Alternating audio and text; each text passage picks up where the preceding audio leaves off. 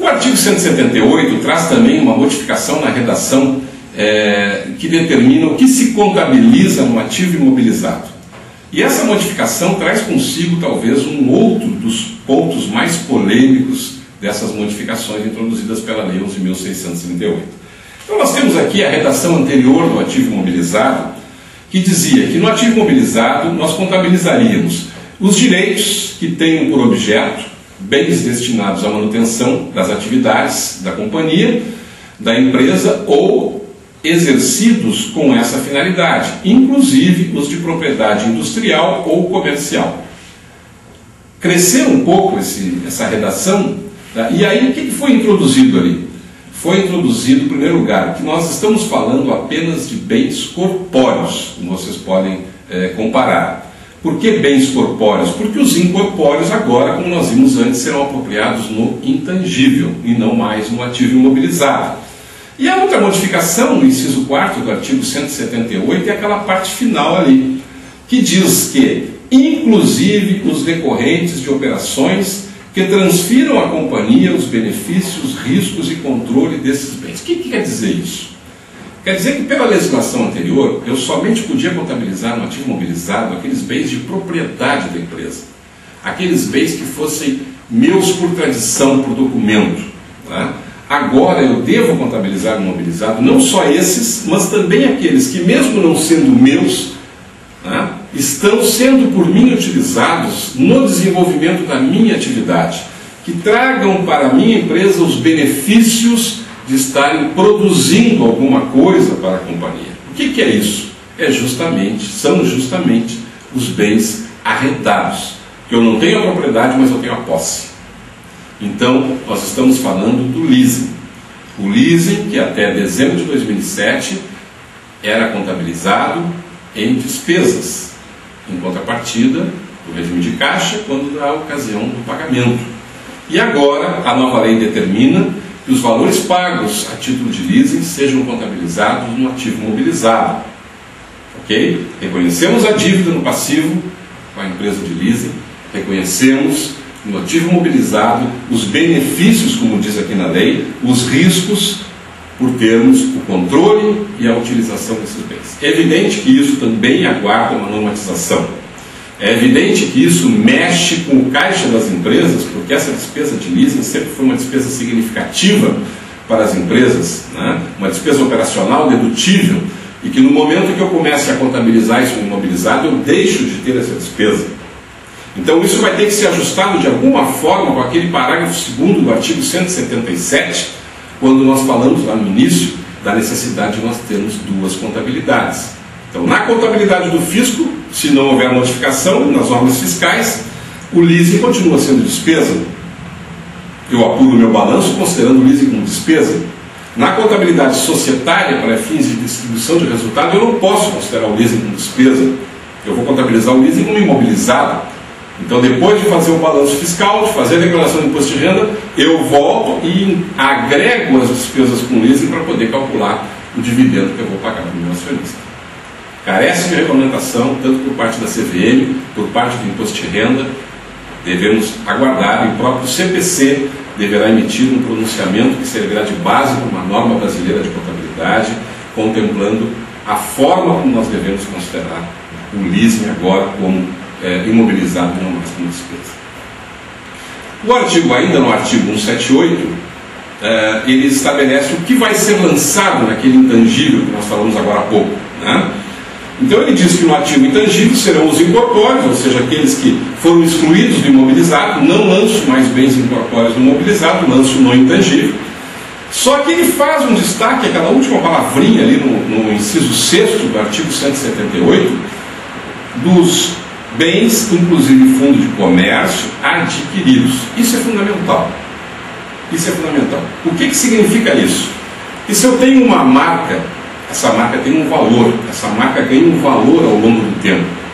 Se eu tenho um fundo de comércio, que eu estou estabelecido num determinado ponto comercial, e aquele ponto comercial tem um valor, isso não me dá o direito de reconhecer contabilmente o valor desse ponto comercial ou desta marca.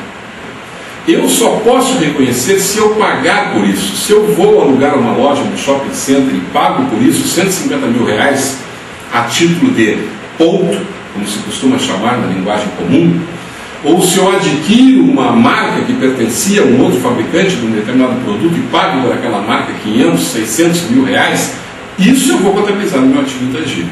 Agora, eu não posso chamar uma empresa especializada, mandar que ela faça uma avaliação de quanto vale minha marca ou de quanto vale o meu ponto comercial e, com base nessa avaliação, reconhecer isso na contabilidade. Isso não pode ser feito.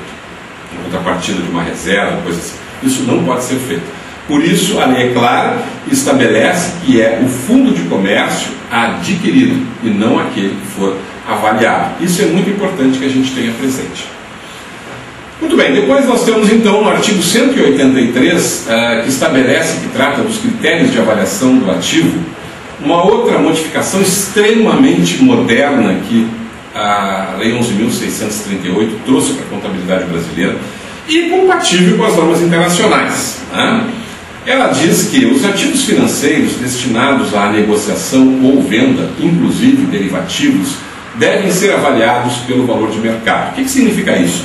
As aplicações financeiras, por exemplo, né, se forem destinadas à venda, né, ou à negociação futura, elas devem ser avaliadas pelo valor de mercado, independentemente do valor que estiver constando lá. Olha, esse papel aqui rende CDI mais alguma coisa, não interessa o que rende o papel, interessa o que ele está valendo no mercado. E a empresa vai ter que, sempre que encerrar uma demonstração contábil, verificar qual é o valor daquele aplicativo, daquele derivativo, daquele título no mercado e ajustar por esse valor, independentemente do que estaria ou que deveria estar valorizado com base no que foi contratado. Essa é uma modificação significativa.